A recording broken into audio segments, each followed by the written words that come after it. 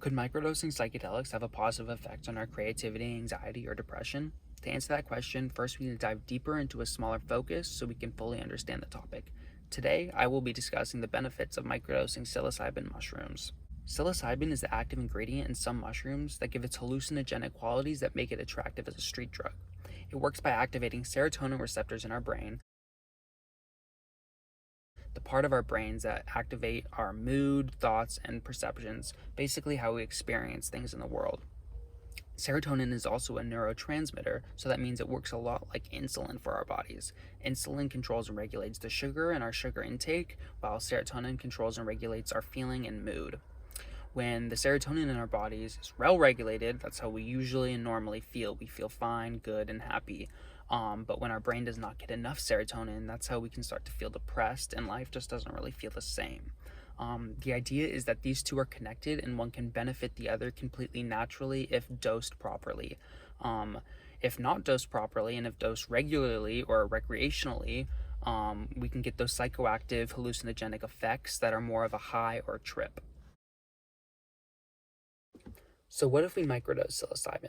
Just a small portion of what someone might usually take recreationally, just like a 20th or something like that. What do you think would happen? Do you think we would see any improvements or changes in our anxiety, depression, creativity, or overall mental health? Do you think it's possible that euphoria, calmness, peacefulness that some experience when taking recreationally can be safely harnessed and given to some that need help without any of the negative aspects? After all, antidepressants that are prescribed by doctors are prescribed to regulate the serotonin in our bodies to make us less depressed or anxious. So, my question is, why not psilocybin, a completely natural remedy? Studies on this topic originated in the 60s and 70s, but the war on drugs and politics kind of blew it to the side, and it was definitely not a priority. A study published in a neuropharmacology report by Dr. Roseman and his colleagues took a look at individuals with a history of major depression and that hadn't seen any progress or positivity with traditional therapy and medication prescribed by their doctors.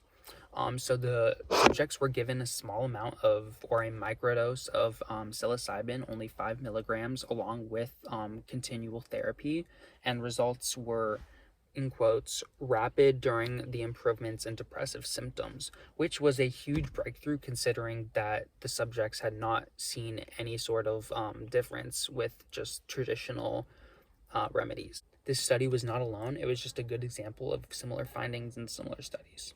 Finally, I want to discuss some potential dangers that people need to be aware of when microdosing. So, for anyone with a family history of any psychotic disorders, such as schizophrenia or something like that, need to be extra aware and careful that even the smallest microdose can trigger a psychotic break. It's also good to note that anyone with color blindness should steer clear of any psychedelics, as it can cause some lasting visual distortions, as well as anyone on the autism spectrum. Keep in mind that ingesting or taking too much will cause hallucinations and will last at least a few hours, in extreme rare cases, a few days, and can pop up in our future and just come back randomly. I know this is a sort of taboo topic that no one really talks about because it does involve illegal drugs, but the decriminalization of psilocybin mushrooms began over 10 years ago and is legal in Denver, Santa Cruz, Oakland, and the whole state of Oregon, along with a few other places that are less known. I hope I shed some light on the topic and purpose, and maybe changed your opinion on the plant and the value that microdosing can bring to our lives.